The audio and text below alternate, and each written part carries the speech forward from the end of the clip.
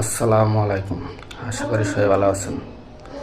যে কি ভাই, এই যে ইন্ডিয়ায় এখন করোনা ধরা পড়ছে, আপনারা দোয়া করুন যেন বাংলাদেশের জন্য না আসে।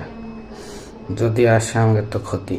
ঠিক আছে, আল্লাহর কাছে সবসময় দোয়া করেন, আল্লাহর কাছে সবসময় দোয়া করেন যেন ইন্ডিয়াতে যে করোনা হয়েছে আল্লাহ যেন দিকটা মাফ করে। ঠিক আছে, আর কোনো দেশের জন্য না ছাড়াই সবাই নামাজ কালাম করে দোয়া করবেন।